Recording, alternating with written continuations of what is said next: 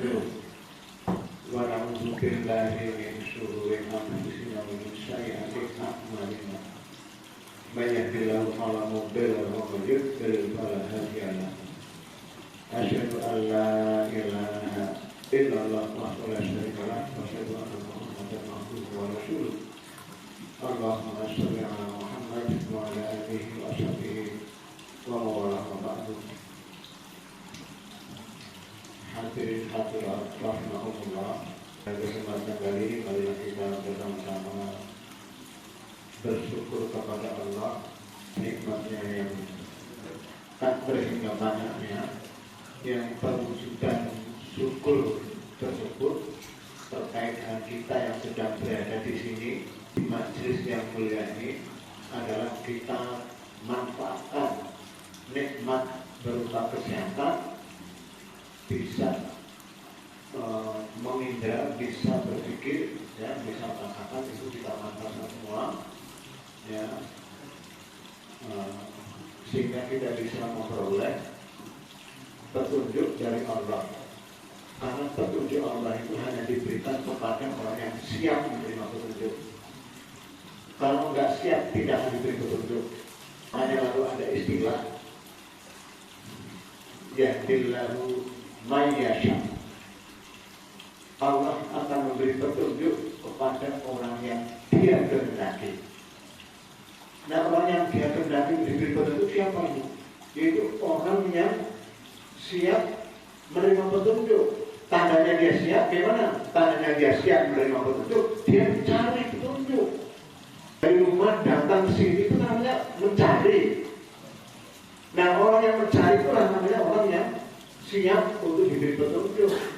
Nah, tapi apa kalau sudah diberi kesehatan sejak lahir sampai sekarang misalnya sehat, kok nggak mau mencari petunjuk? Ya, dia namanya tidak menyiapkan diri untuk diberi petunjuk. Ya, padahal petunjuk Al-Quran itu petunjuk yang tidak ada duanya. Tidak ada duanya ini. Kita betul-betul perlu bersyukur karena kita tidak bertemu dengan Al-Quran. Kita tidak perlu ragu sedikit pun kepada Al-Quran. Ya.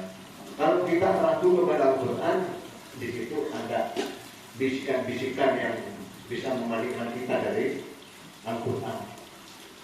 Karena Al-Quran itu ditujukan kepada semua manusia. Quran itu bukan hanya kitab suci umat Islam. Al-Quran itu kitab suci umat manusia.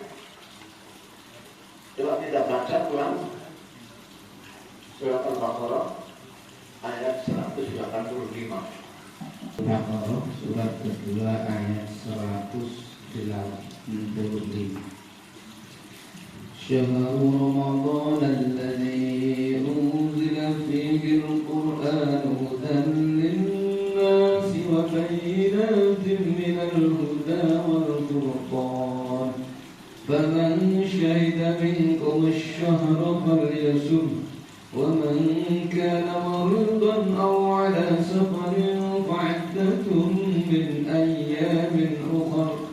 يريد الله بكم اليسر ولا يريد بكم العسر ولتكملوا العدة ولتكبروا الله على ما هداكم ولعلكم تشكرون.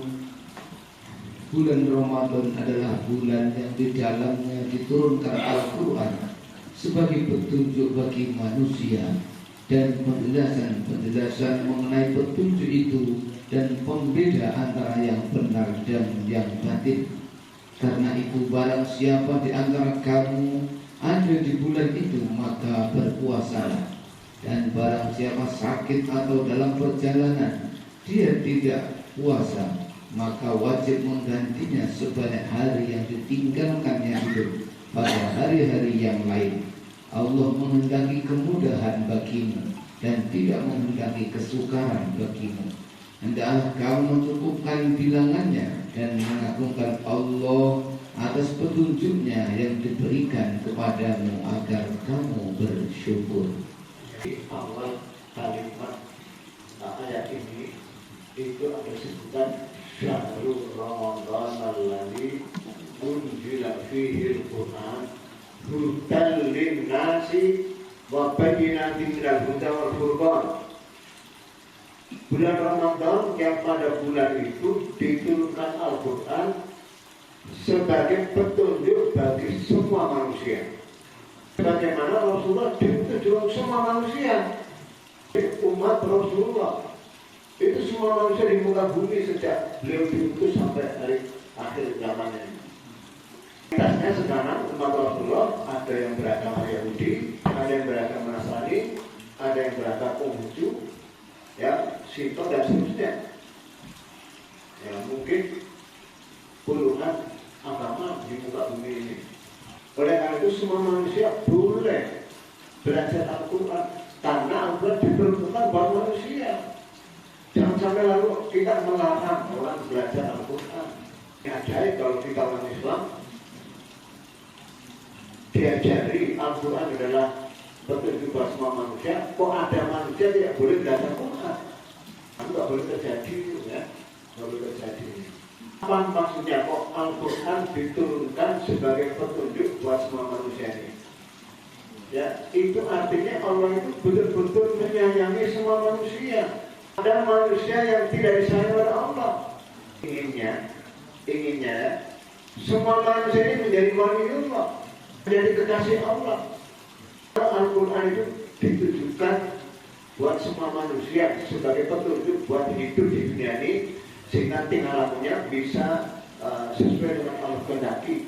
Otomatis isinya Al-Quran itu ya pasti membimbing manusia bagaimana menjadi orang yang terbaik menurut Allah ini.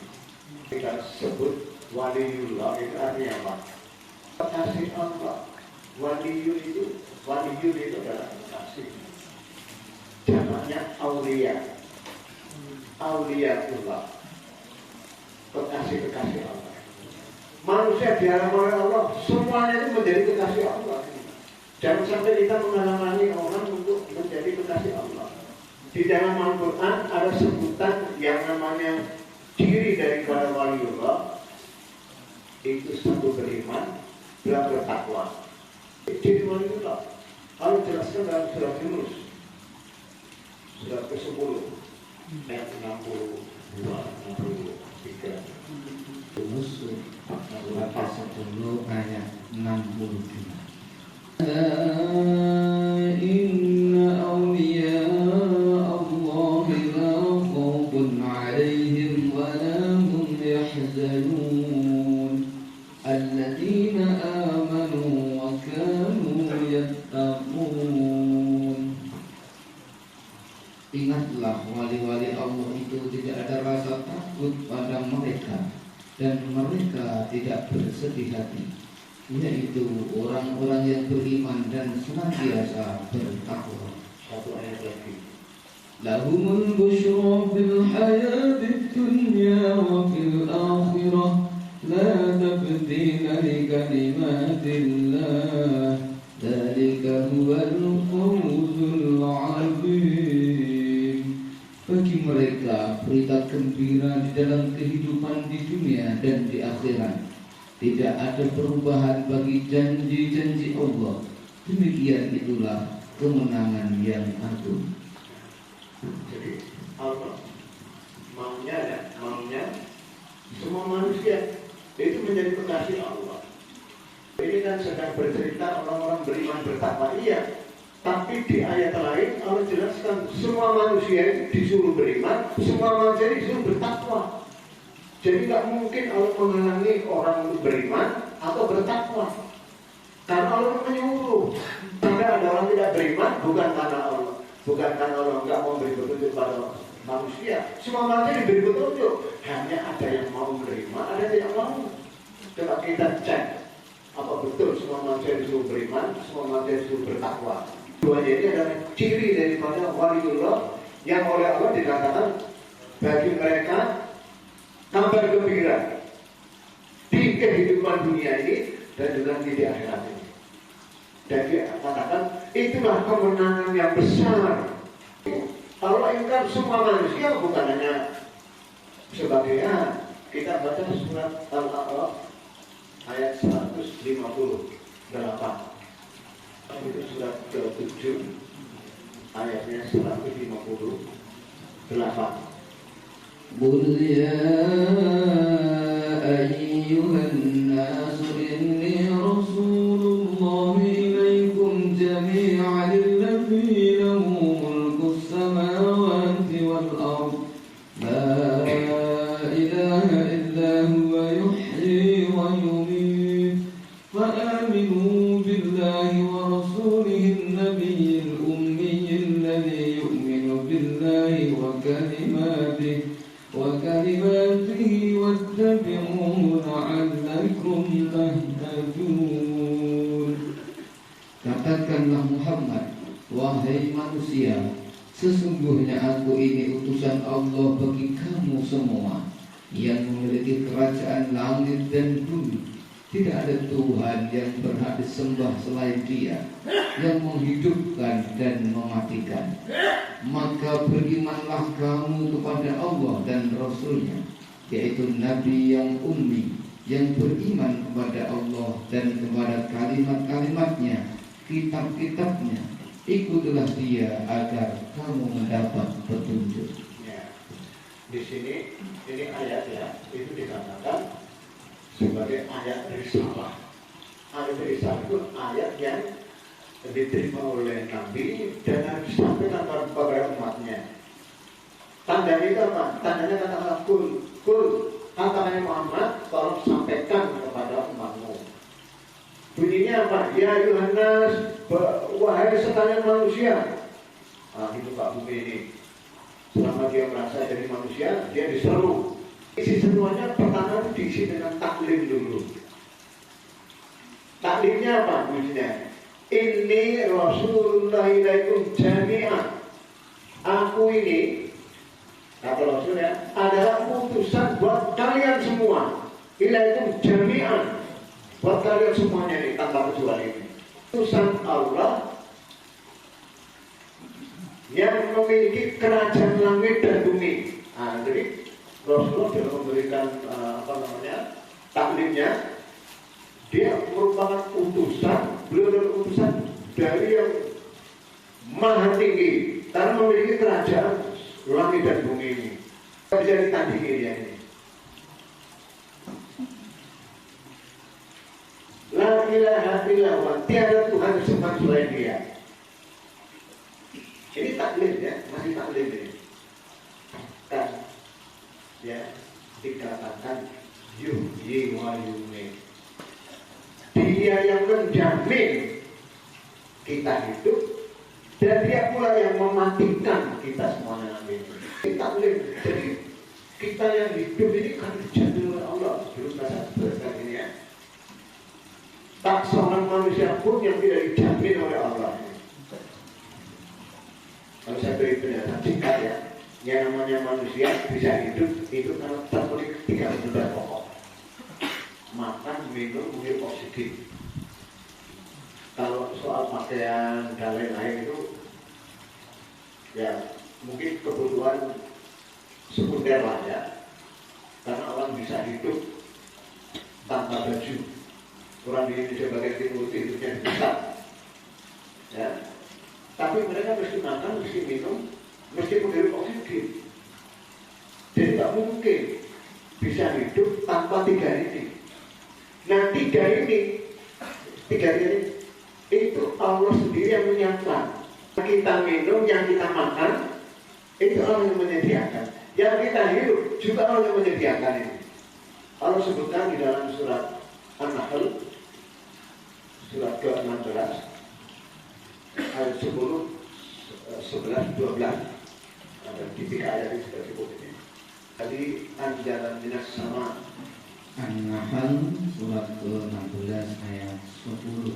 Walladzi anzala minas samaa'i ma'an lakum minhu syarabun wa minhu sajarun fihi tusibun yunbitu lakum bihi az-zar'a waz-zaytuna wan-nakhila wal-a'naba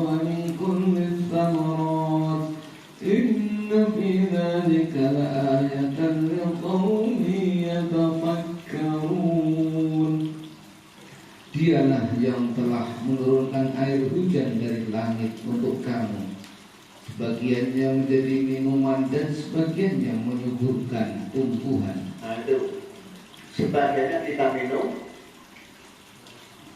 sebagiannya menumbuhkan berbagai macam tumbuhan. Diberi contoh berikutnya. Terus Padanya kamu menggembalakan ternakmu. ya, dengan tanaman yang lalu tumbuhkan itu, lalu kita menggembalakan ternak. Coba, ternak seperti kambing, sapi, ya, itu nanti akan memberikan kebutuhan tubuh kita. Karena manusia ini makhluk jenis hewan yang tidak hanya makan dedaunan, tapi juga memakan daging. Nah, kita kenal dulu waktu di SD ada istilah herbivora, ada karnivora, ada omnivora. Nah, kita ini omnivora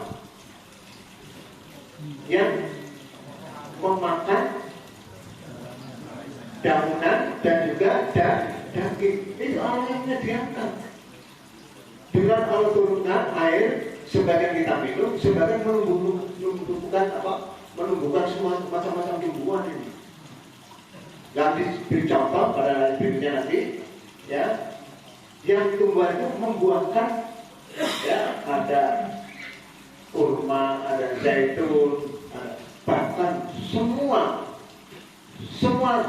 jenis buah yang diperlukan manusia ini. Dan lupa yang namanya pohon itu ketika kena sinar matahari, ya, Allah membuat apa yang namanya fotosintesis. Ada di biologi itu dikenal, ya. Fotosintesis adalah bagaimana memproduksi oksigen, yaitu mengubah energi matahari menjadi energi yang kita butuhkan, yang nanti oleh daun ini, ya, kemudian disemprotkan, dibawa oleh angin. Allah juga yang mengirim angin untuk membawa oksigen ini di mana manusia itu berada, mungkin di kamar, ya, mungkin di jalan, mungkin di sawah, dan seterusnya. Jadi tiga kebutuhan pokok ini 100% Pak, Bu, Allah yang menyediakan. Itu yang namanya yuhyi wa yumiit, itu di situ. Dan kalau kita ini nanti makan, ya, makan, minum, sudah kebutuhan kita ini. Allah pun sudah membuat semacam perjalanan manusia yang akan dialami oleh manusia ini. Ya, Allah ciptakan manusia ini itu semula minta fit dari kondisi lemah. Kita lahir dulu itu nggak bisa berjalan, nggak bisa bicara, lemah. Kalau nggak ditolong oleh bapak ibunya atau oleh orang lain, ya mungkin dia nggak bisa bertahan hidup. Itu ya Allah kuasa saja menciptakan manusia, kemudian Allah beri makanan sedikit bisa ini. Tapi begitu Allah sudah menunjukkan kekuasaannya, yang berikutnya itu yang Allah jalankan itu adalah melalui sunnahnya. Ada hukum kausalitas yang Allah tetapkan ini, bahwa orang lahir itu dalam kondisi lemah. Lalu Allah jadikan mimpak ditafil kekuatan. Setelah Allah melihat manusia ini lemah, Allah jadikan kuat. Nah itu. Setelah kuat, Allah jadikan lagi lemah dan berubah. Di situ kan Allah. Setelah itu mati.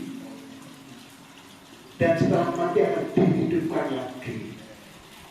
Itu semua perjalanan manusia dalam seperti itu ini. Orang walaupun dia punya kekayaan yang dia butuhkan kira-kira untuk hidup selamanya, ya, seperti yang diungkapkan dalam ayat yang lainnya. Tapi Allah nggak berkenan. Manusia hidup selamanya itu nggak berkenan ini. Ya sudah kan, ya, 70 tahun, 80 atau 100, monggo. Sesuai dengan keinginan kita, ya, sunnatullah yang kita tempuh kira-kira bisa membuat kita tahan berapa tahun, berapa puluh tahun ini. lebih cepat, ya bisa. Ya, bisa. Kalau dia bunuh diri, tetap ya. Masuk kamar, dengan bisa mati dia ini. Dan siapa yang bisa menghalangi kalau orang mau bunuh diri?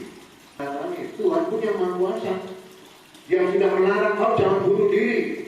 Walau tak bunuh orang disambut, ada larangan di dalam. Tapi orang yang bunuh diri, ya mati kalau itu bukan sadar Tuhan ini. Apa Tuhan tidak bisa mengirim malaikat untuk menahan orang itu supaya dia bunuh diri? Ya tetap aja sunnahnya kan berjalan. Ya. Nah, manusia kalau misalnya ditembak, misalnya saya pegang tembak pistol, ya, sejumlah orang ini ya, banyak ini ya, saya tembak, mati semua. Cabut nyawa saya, ya Allah, tetap Allah itu.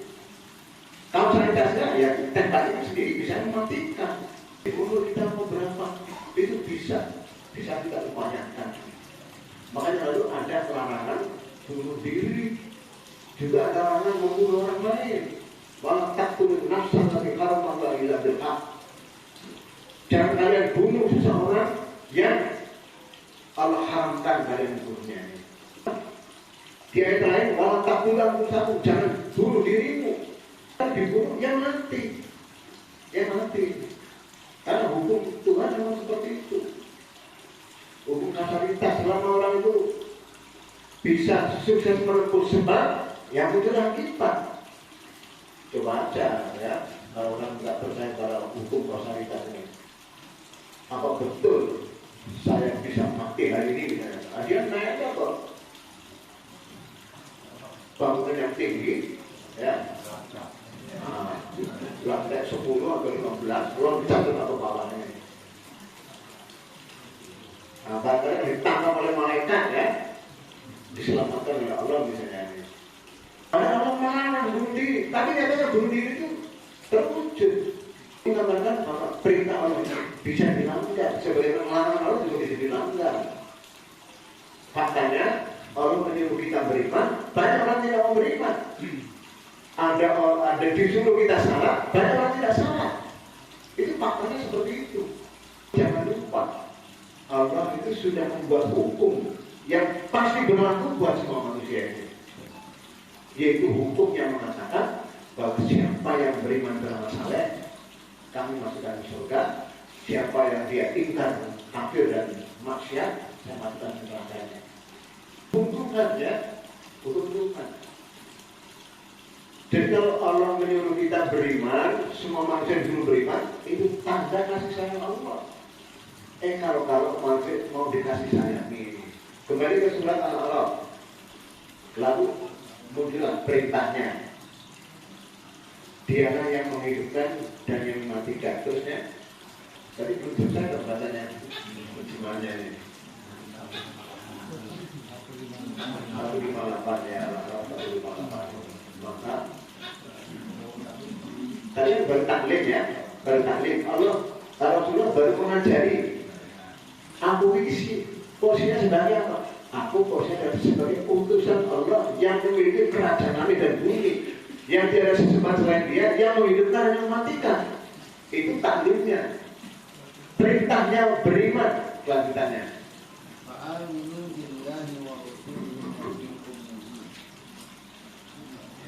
Berimanlah kalian semua kepada Allah dan Rasul.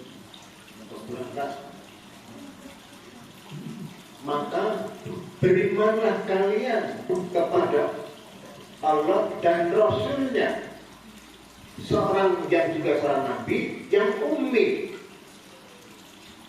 Jadi perintahnya tegas. Fa'amin itu ditujukan kepada semua manusia. Kan nggak mungkin Allah menghalang-halangi seseorang untuk mendapat petunjuk, itu nggak mungkin. Jadi jangan lalu dijadikan alasan. Nah ini belum mendapat hidayah iman dari Allah, Allah belum mencari. Wong Allah itu menyuruh kok. Allah itu menyuruh. Makanya kalau orang nggak mendapatkan hidayah, bukan karena orang nggak beri hidayah, tapi orang itu yang tidak mau diberi hidayah. Lalu Allah memberikan penjelasan. Ya, coba dibaca juga surat 9. Surat Fussilat surat ke-41 ayatnya ayat 17. Surat Fussilat atau Hamisah dan lainnya ayat 17. Fussilat surat ke-41 ayat 17. Wa amma Thamud fahadainahum fastahabbul 'ama 'alal huda فأخذتهم صاعقة العذاب الهون بما كانوا يكسبون. Dan adapun kaum Tsamud, mereka telah kami beri petunjuk, tetapi mereka lebih menyukai kebutaan, kesesatan daripada petunjuk itu. Maka mereka disambar petir sebagai azab yang menghinakan disebabkan apa yang telah mereka kerjakan. Ini adalah rekaman ya, masa lalu terkait dengan salah satu kaum, yaitu kaum Tsamud. Adapun kaum Tsamud, kata Allah, fahadainahum, kami beri petunjuk mereka, diberi petunjuk. Kalau dikatakan kaum Tsamud kami beri petunjuk, bukan berarti kaum yang lain tidak diberi petunjuk. Karena semua manggil diberi petunjuk. Per kasus dijelaskan kenapa ada orang mendapat petunjuk, ada tidak mendapat petunjuk. Nah, kaum Tsamud ya, setelah diutus Rasul untuk menyampaikan pengajaran mereka kepada beriman, ternyata sikap mereka fastahabbul 'ama 'alal huda. Mereka lebih menyukai kebutaan hidup tanpa petunjuk daripada petunjuk yang dibawa oleh Rasul. Misalnya fa'akhadhat humus shaiqah bi'adzabil huni bima kanu yaksibun. Lalu mereka disambar petir sebagai siksaan yang menghinakan lantaran tingkah laku mereka ini, perbuatan mereka salah pilih. Jadi kalau orang nggak mendapat petunjuk itu bukan karena kalau pilih kasih, bukan. Jadi penyebab utama orang tidak mendapat petunjuk sama sekali bukan faktor eksternal. Nggak pernah itu diceritakan dalam Al-Quran. Makanya paman Nabi yang diriwayatkan dalam hadis, Rasulullah mengajak Abu Thalib untuk beriman. Ya. Lalu dia nggak beriman. Ya, nggak beriman ini. Itu bukan karena Allah nggak mau memberi petunjuk kepada pamannya. Nah, seakan-akan ya, ayatnya lalu turun membenarkan bahwa orang ini karena tidak dikehendaki oleh Allah diberi petunjuk. Keliru memahami ayat seperti itu. Keliru. Innaka la tahdi man ahbabta. Sungguh kau Muhammad, kata Allah, tidak bisa beri petunjuk kepada kau cintai pamanmu. Walakin Allah yahdi man yasha, tapi Allah beri petunjuk kepada orang yang Dia kehendaki. Di depan tadi sudah saya ingatkan, saya sebutkan bahwa Allah beri petunjuk kepada siapapun, ya, siapapun yang Dia kehendaki. Yang Dia kehendaki siapa? Ya orang yang siap untuk menerima petunjuk. Tandanya dia siap, ya dia mencari. Nah, diberitahu kok, di sana ada pengajian, ya, setiap Ahad malam misalnya. Nah, itu informasi. Nah, kalau orang butuh mencari. Dulu ada zaman, ya di awal-awal abad 20 ini ya, ada seorang ahli politik ya, Islam ya, yang namanya Jamal Al-Afghani. Jamal Al-Afghani itu orang Afghanistan, ya, Afghani sendiri Afghanistan ya. Dia memang kecerdasan yang luar biasa. Dia keliling dari satu negara ke negara yang lain, terutama negara-negara Islam itu, negara yang menamakan dirinya sebagai negara Islam ini. Ya. Nah, ketika sampai ke Mesir, di situ ada Al-Azhar, ya, tempat orang belajar Islam dari seluruh dunia datang kepada saya.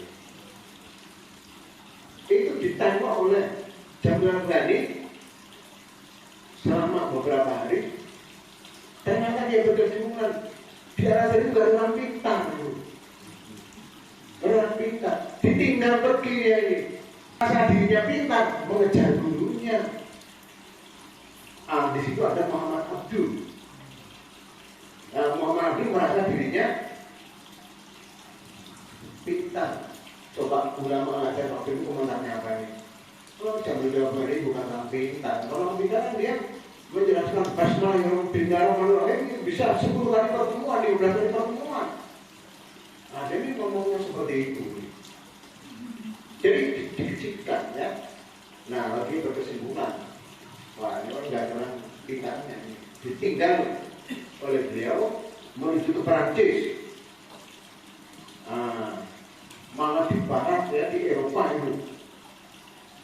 Ya, di barat lalu dia bisa melihat bagaimana kemajuan teknologi sains dan teknologi sedemikian rupa. Nah, di Perancis pula mereka berdua, Jamilah Ghani dan Muhammad Abdul, menulis. Ternyata dia ya, untuk menggerakkan, yang membangkitkan manusia perlu menulis itu, menyadarkan negara yang dikatakan negara Islam itu sedang tertidur nyenyak. Dia membimbing sampai bagaimana membimbing umat Islam. Mau mulai dari mana? Dijelaskan satu persatu, Pak. Majalahnya disebut Al-Qur'an Al-Wuqa sampai ke kita. Itu di Wilayah ya, majalah Al-Wuqa. Sayangnya sepertinya belum diterjemahkan. Kalau anda mau menerjemahkan, saya kira baik sekali ya. Karena isinya, Masya Allah ya, Masya Allah. Ya. Dia menjelaskan sebab-sebab manusia itu terburuk. Mau bangkit dari mana? Dia jelaskan. Dia baru menulis sekitar 23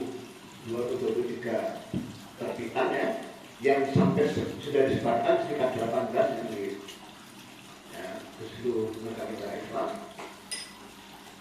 Dari situlah lalu bangkit umat Islam. Oh, ternyata kita ini mundur bukan karena faktor eksternal, mundur itu karena faktor internal. Ya, orang Islam sudah nggak mau dengan Quran. Quran ini diamalkan supaya tingkah laku kita ini sesuai dengan orang mendaki. Lalu Quran itu sekedar jadi hafalan ini. Walaupun hafalan itu sendiri, hafal sendiri bagus. Orang yang hafal Quran tetap saja dia dapat berkahnya ini.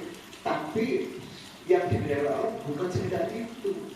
Hendaknya adalah bagaimana kita bisa bertingkah laku, berkeyakinan dengan benar. Oleh itu kita perlu belajar Al-Quran. Di samping menghafalkan, kita lanjutkan ya. Kita lanjutkan dengan upaya-upaya mengetahui isinya. Al-Quran itu Pak, Bu, kalau diamalkan menyehatkan fisik dan rohani kita, jasmani rohani kita itu sehat Pak. Dan jamin kalau diamalkan, silakan ya. Misalnya manusia supaya sehat jasmaninya, Allah suruh makanlah yang halal dan yang baik dari yang Allah berikan untuk ini. Itu direkam oleh Allah di dalam Al-Quran. Coba kita baca surat Al-Baqarah ayat 168.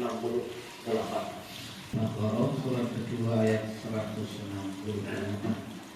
Ya ayyuhan nasu kulu mimma fil ardi halalan thayyiban wa la tattabi'u khutuwati syaitan innahu lakum aduwwun mubin. Wahai manusia, makanlah dari makanan yang halal dan baik yang terdapat di bumi, dan janganlah kamu mengikuti langkah-langkah setan. Sungguh setan itu musuh yang nyata bagimu. perintahnya. Ya ditujukan semua manusia, ya. Wahai manusia seluruhnya itu tanda kalau tidak dikasih. Wahai manusia, makanlah yang halal dan yang baik yang ada di muka bumi ini. Mendapatkan makanan yang halal yang baik dari usaha, ya memang semuanya ada kausalitasnya. Manusia kalau nggak mau cari makan ya bisa kelaparan. Tapi coba lihat burung nggak pernah menyimpan makanan. Tapi kalau pagi dia bekerja mencari makan, walaupun dia punya 2 anak, 3 anak, 4 anak, semuanya kenyang. Masa kita mau kalah dengan burung? Betul nggak? Nah, itu. Jadi, karena kita nggak mau kerja. Padahal bekerja itu diperintah, tegas, supaya kita bisa hidup normal. Kita bisa bekerja. Kalau nggak mau bekerja, jadi pemalas, ya kita dapatnya sedikit. Kalau dapat sedikit, kalau nggak mencukupi kebutuhan, ya kita bisa sakit. Lalu bisa lebih pendek umurnya. Nah itu ya. Ini yang pertama ya. Yang pertama, kita semua manusia disuruh beriman. Yang tadi di depan, iman dan takwa adalah ciri daripada auliaullah, wali Allah ini. Sekarang yang kedua, perintah bertakwa.